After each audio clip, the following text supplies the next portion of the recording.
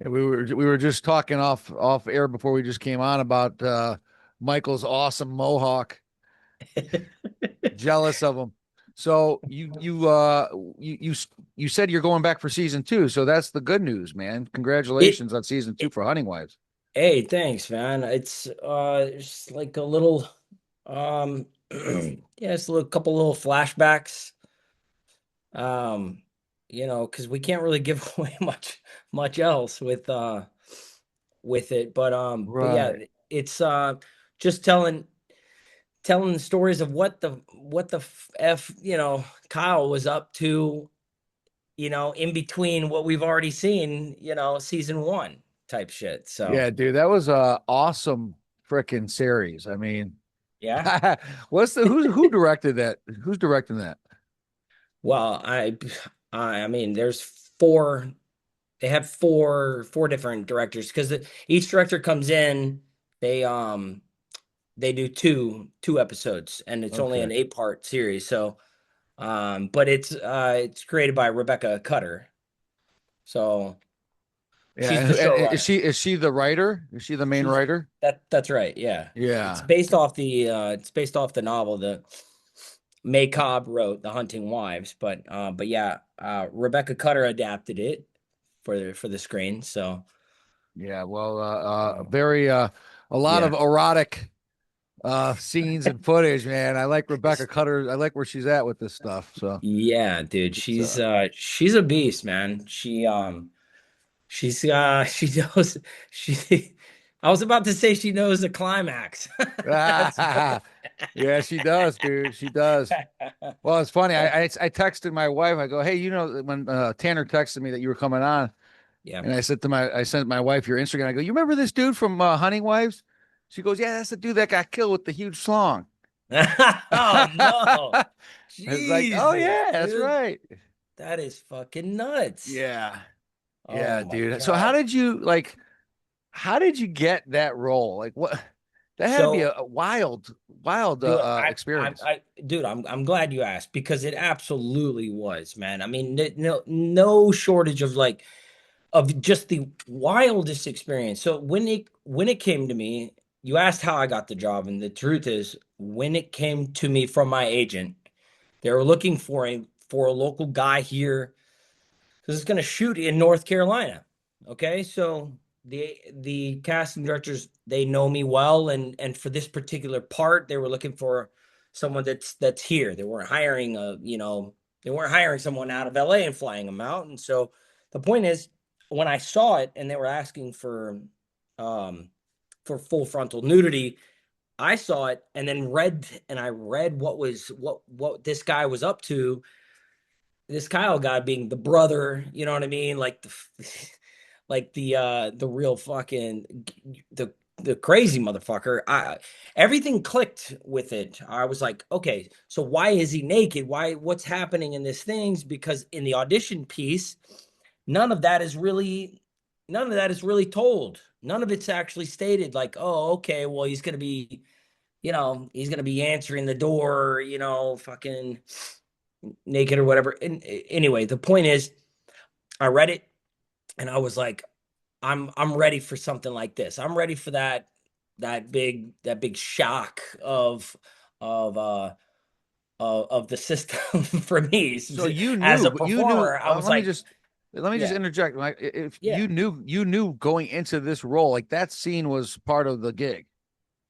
That's correct. Yes, I did. And Interesting. and that's because they needed to hire an actor and a performer that was ready to do full frontal. That's what they knew. That's what they were disclosing for sure, was that it was full frontal. You Mm, know, no simulated sex, no, nothing like that. So I knew that this guy is at least getting naked, but why is he? Why? What is in the story here where he's full frontal? You know what I right. mean? So that's what we kind of got into.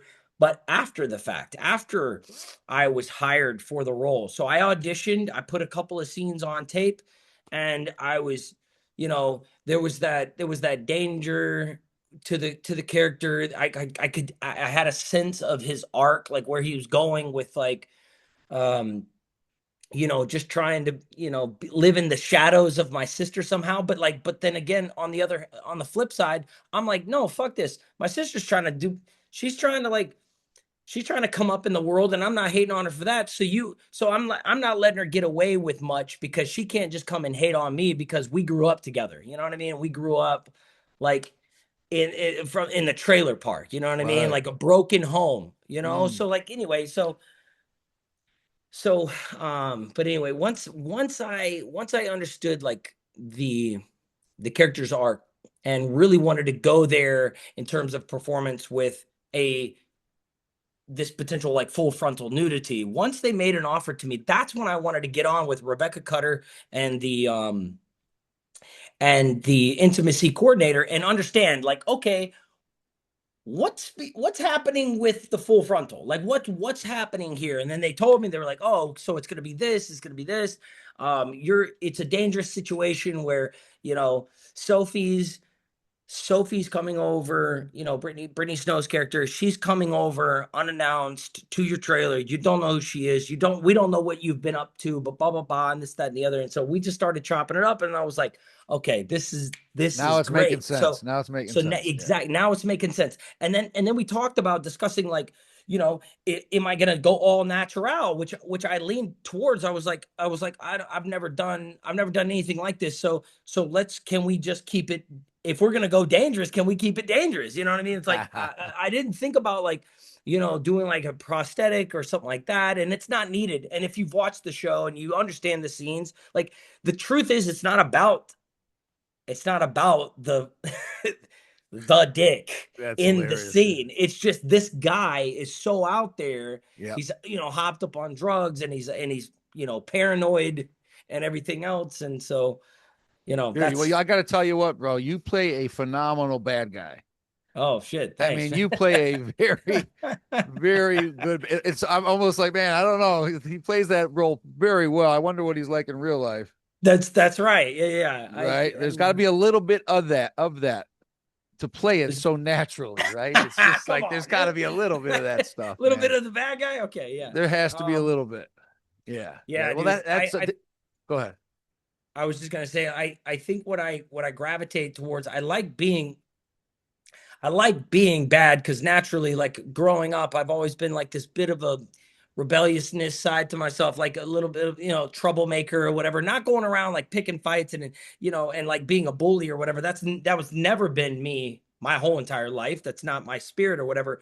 But there's always been that little bit of rebellious side, like it's like a yeah, no. You know what I mean? Like, yeah, I don't think so. You know what I Right. mean? Like, so I've always had that side that kind of likes to sometimes buck a little bit, and you know swim upstream about something. But for the most part, I'm pretty, go with the flow.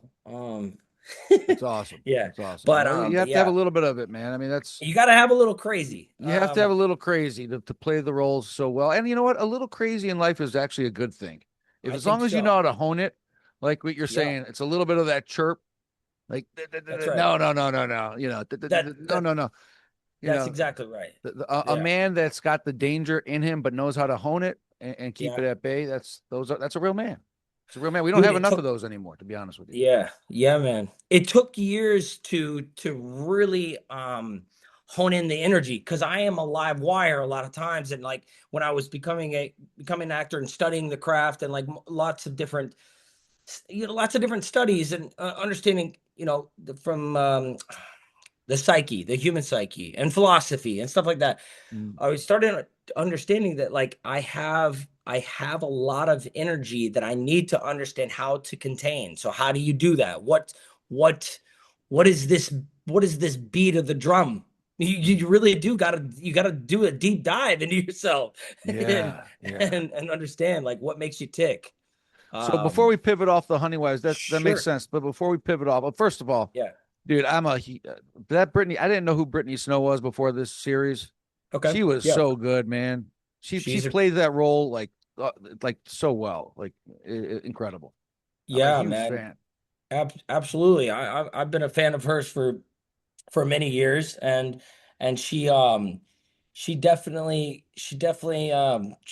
impresses the hell out of me all the time, man. There's nothing that that girl can't do. Like she's just she is a beast, and Yeah. she's just she's a phenomenal human being and an actor and a performer. And again, when she shows up, man, she's like she really is, she's the real deal, dude. Right. There's nothing that she can't Well, do. so we And all then know that we all know that girl, dude. We yeah, all man. know those girls, those Yeah. sweet, like they mean well. But Yeah, they're somewhat suppressed by some bad decisions they've made in their lives or by their husbands or whatever they've that's gotten right. caught, right? We all know Yep, that girl that wants to just like let loose and live. that's right. And she I think she was so relatable. I think that's why the show did so well because, I think so too. you know, Yep, that's exactly right. Because when you start watching a show like this, you're like, I don't know what I'm getting myself into. You know what I mean? It's called The Hunting Wives. Like, what does that mean? You know what I mean? It's like, yeah, exactly. um, Right. but then once you start it, you're like, oh shit, okay. You're Did you know when you got on there that it was going to be as big as it did? not at all. You guys had none of you guys had any clue, huh? No, and we shot it for Stars. And Uh, then Stars and Lionsgate, something happened with them. Maybe they got a divorce or something, right? So then Lionsgate basically, I guess, walked it over to Netflix just a few weeks after we launched, and basically said, "All right, yeah, it's now a Netflix gig." I heard about it from Malin Ackerman and Rebecca Cutter. They both told me, and they were like, "Yeah, we're going to Netflix," and we all thought it was going to be on Stars because we shot it for Stars, and right. so. Right. And that's why I was like, that's what makes sense about this show being so risque. I mean, they're really, really going for it. I mean, they're taking big swings Dude, I could because not believe that it's that was on Netflix. I mean, the scenes, yeah, dude. the Yeah, man. violence, the sex, it That was incredible. I kept saying to my wife every episode, "Holy shit, how is this for Netflix? This is crazy." dude, for sure, man. Uh, And yeah, and honest to God, I asked Rebecca in a very real way. I was like, well, I guess all of my scenes are being cut. No, I'm yeah, kidding. exactly, It's dude. not every scene. I'm a wild man in this, but I'm only in, just a couple of pieces. There's a couple of scenes where So I'm a few, naked for no reason. yeah, yeah. Well, so you're going back. Obviously, your character. Spoiler alert, guys. I'm giving you five Yeah, seconds to just pause this or fast forward 30 seconds. But yeah. we mentioned already your character in season one is gone. So for you to be back in season two, like you said, it's flashbacks. Then correct? Exactly, and that's not really like talked about much at all. So that's a little piece of a spoiler there, but but yes, I they will show moments of Kyle, what he's up to, um, that interject and intertwine in the storyline we've already seen in season one. Yeah, Sweet, dude. so Sweet, sweet. so So that's when is it coming back? Do you guys have a set time it'll frame? be we don't have a release date yet, but the time frame will be the summer. It'll Okay, probably be late summer. Yeah. fantastic. Yeah, man. Late summer 26. We will be eagerly waiting for that return season two of Hunting Wise. You were also in a few years ago. One of my daughters, they're obsessed, like every teenage kid. The Outer Banks, Yes, Outer Banks, dude. That thing is struck gold, huh? bro. Seriously, man. Wow. I watched season one. I think maybe just like everyone else, it's like I was on Netflix, and I was like, I don't have anything else to watch. Let's check this out. I knew it was a YA, like young adult type show, and I was like, I'll give it a try, and I sort of fell in love with it because it sort of like I connected with it in a very like a Goonies type of way, and it was like the treasure hunters, these kids, this ragtag group of Yes. kids, they've got all the time in the world and all the imagination, and they're just like they're adventurous, and they're you've got this love story, like everyone's got a girl that they just kind of like fall in love with, that seems like out of reach. You know what I mean? You've got the poor kids in the community, and then you've got the rich kids in the community, and like I attached myself to that story um in a big way, just like everyone else, right? It wasn't just lightning in a bottle that show became a massive runaway hit after season one when it premiered, but the point is I just sort of I fell in love with that whole story. So when I got my first audition for it, season two, um, I um I was like, oh, okay, well this is great because I went out for a bad guy um on that, and I was able to attach myself to the series Yeah. through that angle. They weren't gonna let me come in there and be and be a nice guy. Yeah, I was gonna say, They dude, already have if it their ain't guy. broke, don't fix it on that one. That's for sure. If it ain't broke, don't Exactly. fix it. But it was Yeah, my really daughter, cool. my oldest daughter, she's a freshman in high school. She talks Yes, about Drew Starkey dude. like it. Yeah. I'm Yeah, yeah. like, wait a second. This dude's 30 something. He's Mhm. twice your age. You're not, you're almost Mhm. 16. This Yeah, is how yeah. these girls think about Drew Starkey. Just Oh so you know, boy. in case you didn't Yeah. know. Yeah. He's a friend. He's a good dude. I like him a lot. And plays he's a phenomenal actor too, man. Just yeah. Yeah, Um well, you've been surrounded by some amazing talent in some of these series. Like, look at F1. don't I know it? I mean, look no Yep. further than F1. Oh, Brad dude, Pitt, seriously. right? That's right. Yeah. Yeah, Which was a huge blessing for that too. Like that dropped in my lap um just a couple of years ago. And the audition came to me like just a couple of pages. Like it was like this little, this guy that's in the, he's in the he's in the pit crew. He's on the pit crew. And I knew that we were doing like it was Daytona International like Speedway, so I was like this is not F1, so maybe this is like the origin story because we weren't able to read the whole script or whatever, but dude, when I got that call saying I'm going to work with Brad Pitt, I was like, "Okay, all right, let's go." It was that's like awesome, dude. What? it So was who? I haven't seen this.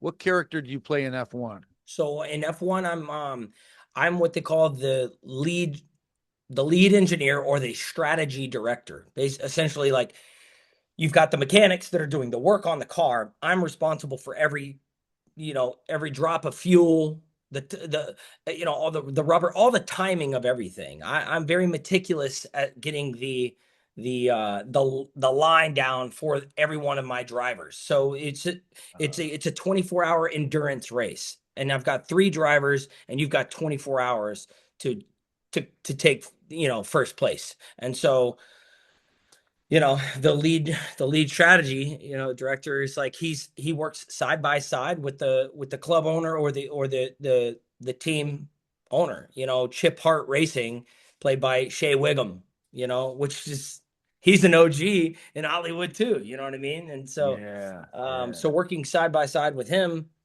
you know um it's just magic, man. I mean, we're out there in real time, man. Can picture this. We're all there on this track that's is built in the 50s. You know what I mean? It's the real deal. It's Daytona, the International Speedway. And it's sure. like and and we're leading up to we have like a week of rehearsals, and we're leading up to this real race. It's kind of like one of the Super Bowls, you know what I mean? And so we're on a real team as actors. We're on a real team that's really going to be in the movie. So it's like it'd be like me wearing a Cowboys jersey as one of the coaches, and we're about to not only are we rehearsing as if we're going to be in the Super Bowl, but then come shoot day, come the Super Bowl, we're actually shooting a movie in the Super In the Bowl Super Bowl. wearing the Wow. Cowboys jersey. So you know what I mean? So Yeah, it's like it yeah. wasn't just a made up team, is what I'm saying. But yeah, man, Wow. it was really cool to actually wear those headphones and really listen into a real race going on, and really interacting with these drivers, and it was something else, man. I mean, we really had to like practice that. Yeah, Um, that's incredible. it really That was. sounds so So, cool. man, it was Yeah. life changing for sure, man. When did you get into Hollywood acting? When did this all begin for you?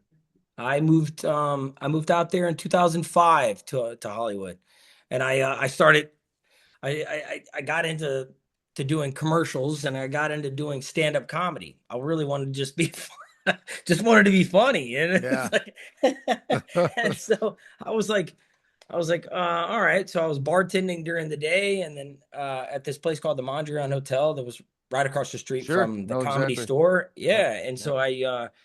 so I started working during the day and then perfecting like some jokes that I had, and I would go and I would sign up and I would sit around, and just get that stage time just to perfect stage, like and presence and timing. I always naturally had this rhythm in me, and the timing of things. And so, but then once I did that for just like a couple of years and started doing commercials and stuff like that, that's when I started taking a more serious look at like drama, Mm, because I felt like I had something bigger to express, and drama was a way to like tell this long form story. And so, right. yeah, so I just want to understand that craft, like how to tell story, as best I could, and be a collaborative piece. That's incredible. Yeah. I mean, if you look at your Yeah. IMDb, I'm looking at it right now as we speak. Yeah. Hmm. You've been in a lot of stuff, dude. Holy shit, you've been in a Hmm. lot of things. But it's funny, naturally over the course of time, the roles start to get a little bit bigger.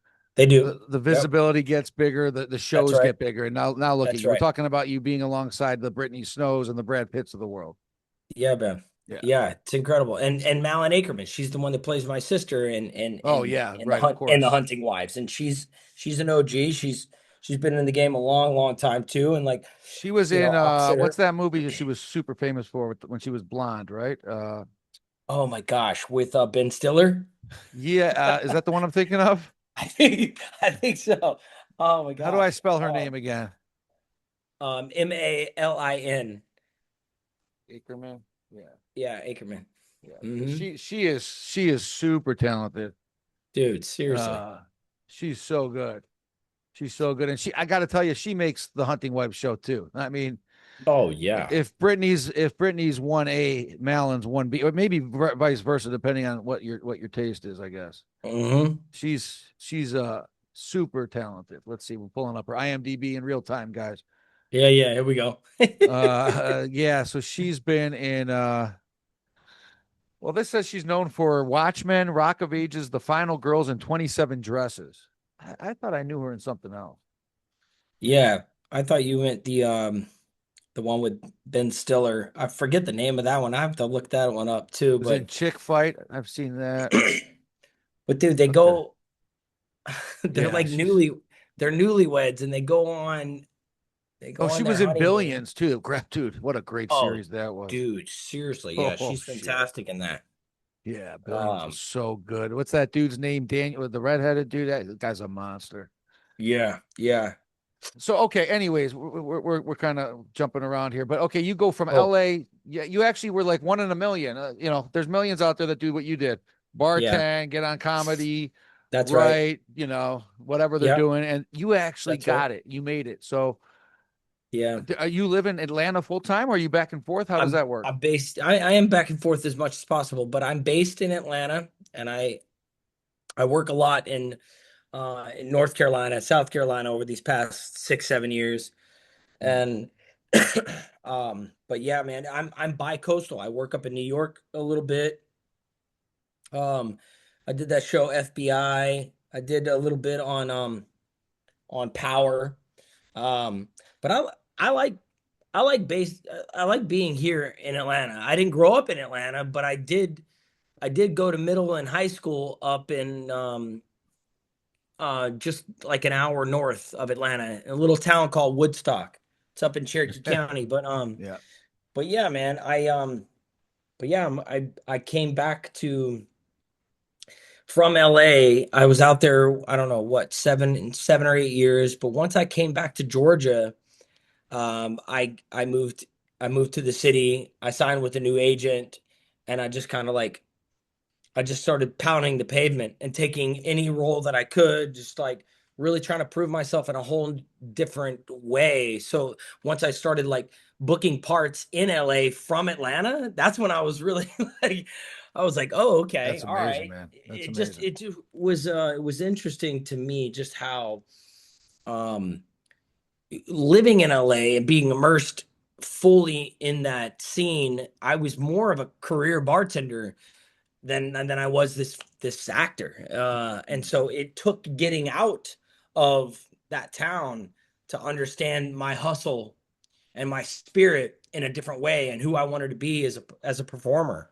Um, No doubt. so That's yeah, hey, man. listen, that's Yeah. beautiful. Like the fact that you're able to do that from Georgia now and Hmm. kind of be more selective in the gigs you're taking and win work from where you are. I mean, come on, Dude, that's a dream come true for all these I'm people that are telling you, stuck in LA. dude, for sure, man. Yeah, Absolutely. You know, I and I'll be the first to tell you anybody like the the road is definitely it's a challenging one, but really it's that long game. You have to have that vision of where you want to go, and really it's kind of like climb a ladder, leave a ladder type situation. I mean, it's I think that's really like the best part about like coming up in the game is like you really just sort of you take your testimony and you give it away. You go through absolutely. these experiences and you take information and you know what I mean? And it's from my perspective anyway, it's I like giving it away. I like sharing with folks that are coming up all the time about how I got to where I am and what sort of led me down the path that I've been on and whatever. So, No, it's awesome stuff, man. but Well, anyway, hey, listen, yeah. Yeah, dude. you've been doing some cool shit, and this leads us to your latest and greatest, Blood Yeah. Behind Us. You talked about you working with some Yeah. OGs. There was Dude, no more OG or one of the main OGs, but come on. Michael Madsen, bro, I'm telling you, man. Yes, was dude. the Like, OG. Rest in yeah, peace. I know it. He That's right. passed away what last summer? Yeah, yeah, sadly. Dude, I tell you what, man. I met him a couple of times through Tanner Beard at Mammoth Film Festival Right, before he had signed on to play his dad in Blood Behind Us.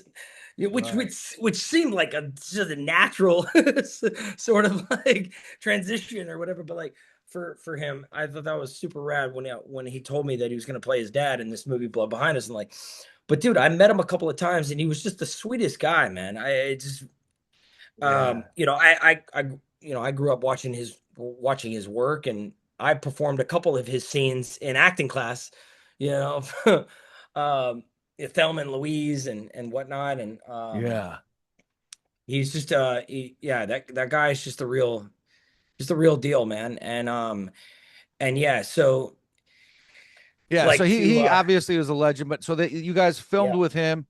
He yeah, filmed clearly before his passing, so mm-hmm. he will be present in this movie Blood Behind Us, correct? Oh yeah, oh Yeah. yeah, absolutely, He's in a going to be very very real way, present in this movie. Let's talk about it. dude. We've got the upcoming Dallas International Film Festival, which is where this movie is premiering.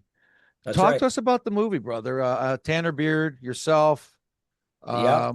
the girl's Jamie, name, Jamie, Jamie yeah, Jamie King. She's a King. monster too, right? Yeah, she's insane, dude. A monster in the She's sweetest of ways, folks. That's what I'm that's saying. A monster that's in right. the. This is a In form the of endearment sweetest way. monster, Yeah, not a bad yeah, monster. Yeah, yeah, yeah, yeah. yeah. Yeah, man, it's one of those. I think what's truly incredible about this film is the fact that like when they started this thing 8 years ago. This movie is 8 years in the making, right? This story, and they do a real time jump in this thing. Like you got these group of kids that are like these bikers, and they're just trying to do what they do as as these freaking Tanner's character and Ramsey Kroll is um he's one of these friends of Tanner's in the film, and like anyway, you've got these guys that are just up to no good, like making their money, how they make their money, and blah blah blah. And then some shit goes bad, and one of them's got to do some time, and you know, and then they end up both doing serious time for their crimes, and blah blah blah. And like you've got the plot line that happens where the one of them ends up turning and ratting on the other, and so anyway, so you've got this time jump where one of them goes to the jail for forever and the other one gets out with just a fucking slap on the wrist, right? so Ah, so once interesting. he's out of jail, out of prison. Now he's on the main streets, and now he's got this whole new life because he's got witness protection and that whole thing. And then that's where my character comes into play with this thing, because the guy doing serious time and is never getting out, he ends up hiring me to go after Tanner's character, like as a hitman, and really like take him out Uh, because he turned on him. And so dude, so you play the hitman. I That play is the so fitting, hitman. brother. That's right. That's great. Yeah, man. So, and then you've got Michael Madsen. Like, I mean, he kind of turns on his son because he finds out that his son like kind of ratted, and that's just a no-go. You don't ever do that. And So so Madsen kind of aligns with you in some way. We don't need to give away all the story, right? sure, Right, you know, sure, but yeah, Madsen's aligning with you. He's disappointed in his son, clearly. that's exactly right. Yeah. Yeah. And so so anyway, Wow. but dude, that my my experience on that film, Brendan Murphy is yeah, he's just a G, dude. He's the He's director. I was going to incredible. ask you what your He's thoughts the are about it, Brendan. Yeah, he's the director, and and I hit it off with him on another film a year prior called Flux, incredible psychological thriller and that he did, and I shared with him my a bit of my work or whatnot, and that's what came into play a year later when he started writing for me on these characters that I play in Blood Behind Us. When him and Tanner were thinking about this character named Chameleon that I play, they were thinking about multiple personas, multiple personality disorder that this guy Chameleon has. And so when they were talking to me about like and writing for me about all of these different characters, I was in. I was immediately in because I'm not just a hitman. I'm a guy who likes to play sort of like like dress up. And then I also like to skip around. Like, you don't know who I am and where I'm coming from because it's not just me every single time you see me. In fact, it's the opposite. I'm not me every time you see me, I'm a different person. Like, I like to completely flip the script and yeah. And so when they brought this character to me, I was like, dude, I'm all in. I don't care what it takes. I had 2 weeks prep, for it before it, they sent me out to Texas to go shoot it. I was like, bro, I'll tell you what, I'm not gonna answer my phone. I'm gonna lock myself in the house for about 2 weeks and really do some deep dives. Because the Yeah. thing is, I wanted to find for me personally, I wanted to find who this guy thinks he is. And then who is he Mm, really showing? Who's he showboating for? Who is he showing, that he is?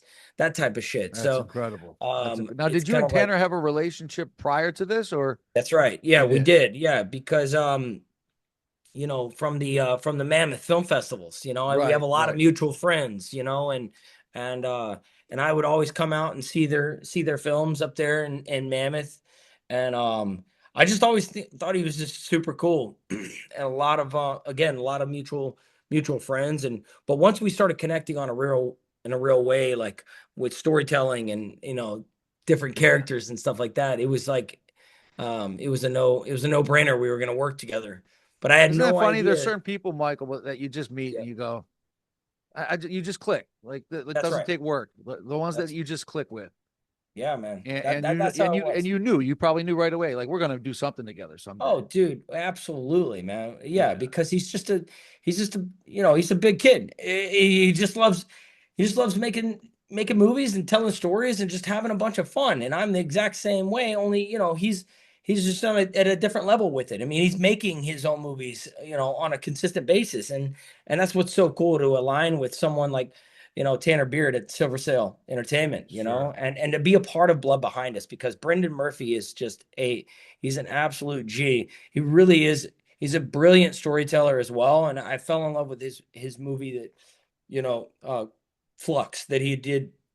And when I understood like his vision and like his artistic approach um to storytelling, I was like I need to work with him at on a much larger capacity than just me coming in a day playing like I did on Flux. And that's why I sent my stuff to him personally. I sent my real footage to him, and I helped him see that like I had a versatility to myself, and that's what sparked that interest in him. That's really what made him take a second look at me and say, you know what, holy shit, he could play this chameleon character. And that's when they just started, him and Tanner just started like, just adding different characters that they wanted me to play. And here we are, like, in the end, I'm playing 9 characters in this movie, Yeah, Blood Behind Us. that And is. so it's like the audience is gonna have a tough time trying to keep track of, like, wait a minute, hold on. So who's this guy supposed to be? And it's like, that's the same guy, Hey, bro. did you see his name? Come on, guys. His name's Chameleon. You know his name His for a name's reason, Chameleon. man. Come on, dude. He's Great playing name. in. That's a freaking great name. I know it. It So really is, Dallas man. Film Festival, International Film Festival, that's coming up what, end of this month? And then It's next weekend. next week. Okay. We show at 7:30 p.m. At the Texas Theater, I think it is. On the Okay. yeah, it's the 26th, yeah. 26th. Got it. Yeah. Okay. April 26th, you guys show there. And then what? It goes, you're doing the con marketplace. How does that all work? Oh, dude. Yeah, man. I've never been to the marketplace, but they're trying to get it sold there. And it's gonna screen. Is it screening 2 nights? Is it the Palladium? Palladium and Michael's talking to his better half over there, or somebody that's helping him out. So That's right. yeah, Yeah, yeah, yeah. yeah. Sorry, I know it sounds No, like an it's all echo, good. doesn't It's all it? good. So you guys are so what's the process for at a high level? You guys show it at Dallas, and then what happens between Dallas and then con? How does that work? And then, well, so yeah, it just goes. It's gonna screen 2 different days there at the cans, or is it cans? It's can. It's can. Can con, Everyone, it's whatever you can. call It's it. can Yeah, con. yeah. Um, dude, and so honestly, you just show it to a bunch of buyers, and then you hope for a big sell and a big win. That's Oh, I that's see. that's what So happens. you Yeah. go to So the film festivals, and then if yep, it's a business opportunity, clearly, that's right. and Yep. then you hope that the biggest and The best biggest are buyer. interested, and here we That's go. exactly right. Yeah, dude, Uh, you're just showing it for everyone to see. And then, you might have somebody watch it for 20 minutes and they want to make the biggest purchase. Or somebody sits there and watches, an hour in and they're just like, this thing is just gold. And now there is a bidding war. And I would imagine that's exactly what's going to happen with this movie. Somebody's going to watch it and within 10 minutes, they're going to be like, I have to have it. No one's gonna outbid me. You know what I mean? They're just gonna Dude, I put hope down the we biggest. could cut that 5 second clip that you just said a couple years from now when it's the biggest freaking thing out there on like Netflix or pick something, whatever. Yeah, dude. Yeah, yeah, exactly. No, that's awesome, man. Um, Blood Behind Us, mhm, with starring yourself, obviously Tanner Beard, Jamie King, Michael mhm. Madsen, and I'm Michael sure Madsen. a host of other incredibly talented people. That's exactly right. That's Exactly. awesome. All right, so we'll try to link some of this up here in the show notes. Before we finish off, Yeah, talk to us. You've got some future producing endeavors, I'm hearing. Is that correct? yeah, man. What is it, I Vertices? Am I saying that correct? what is it? I don't know, Vertices, or am I making something up? Maybe you're making something up. Okay. All right. No, but I do have a couple of things that I want to produce. Um, and there's a couple of things that are just not they're not fully fleshed out yet, but I'm excited. I'm working with some cool friends of mine that love storytelling as well, and just getting really like their hands in the clay. And for the first time, um I want to do that. I want to do that as well, and really just kind of like flesh out my own stuff. Sure. So Sure. yeah, man. That's beautiful stuff, guys. Check out the links in the show notes. We've linked Michael's Instagram, amongst others, if you want to learn more about him and what he's got going on. Rock and Click the roll. links in the show notes. So, just to finish this off, we talk about you play an amazing bad guy, but Yeah. you're what, 45 going on 46 this year. You got a long runway still ahead of you. That's right. What do you see for yourself as you look out into your crystal ball, maybe over the next 5, 10 years? Do you want to continue in these types of roles, or what's the evolution like? What's the next version of Michael Aaron Milligan? Honestly, here's what I really, really enjoy about about about story and about character is being is being just like truly the chameleon. I like expressing myself in all kinds of different capacities. What I see for myself, 5 years, really 5 years down the road or 10 years down the road is leading my own series in something that's sort of like sci-fi, supernatural. I like when shit hits the fan. I like when I am backed into a corner and I need to motivate and inspire people to get moving and like find, shelter or find safe space or find, whatever. Like I enjoy that. I even enjoy like, you know, I enjoy cowboy shit too. You know what I mean? Like modern day westerns and stuff and like Yeah, really let me trying just to I like, don't want you to lose your thought, but yeah, before I you forget this, sure. it's funny you said Yes. that because I was gonna say we got to get you like linked into like a Taylor Sheridan, man. Oh, dude. Tanner's Yes, doing the please. Landman stuff. That's right. Dude, That's you right. would fit. I know they've got a character for you in Landman Dude, maybe season 3. I know for a fact they do. That's Come for on now, sure. They they they have to. they they definitely do. So Taylor Sheridan, I know he's listening, and so he'll That's uh that's right. he'll call us in, man. He's got something locked and loaded. I'm sure of it. And so I'll be working there in Texas now. I just aligned myself with with some great casting directors there and an agent there, and so I'll be living there in Texas locally and working locally, for the foreseeable future. And so I'm excited, man. I'm stoked. And Taylor Sheridan is just, dude, he's a It's mastermind, bro, wild. and he's a It's brilliant wild. storyteller. So Yeah. I can't Have you wait to seen that align with newer him. series, The Madison? It's on Dude, Amazon. I haven't started it yet, but I will Yeah. because dude, I mean, I It's dude, so, I Michelle mean, again, Pfeiffer, it's a Kurt different Russell. feel. It's a Yeah. different feel It from is. what he's done, Yeah. but it's still incredible. We watched, it's only 6 episodes. Okay. We got through the Uh, whole first season in like 1 week easily. dude, for Yeah. sure. I can't wait. Honestly, I haven't I watched all of Landman, of course, but like but I'm looking forward to watching Dude, that how one good is next. Landman, by the way? It's insane. I just man, it really is it's a moving story for sure. And then Tanner Beard gets to show up, in that sucker. And so Exactly. I'm I like, know, it's all right, awesome. okay. Yeah. It's awesome. Um, Anyway, so I interrupted you. Final thoughts. You talk about Westerns, the next 5 to 10 years. Yeah, I really do.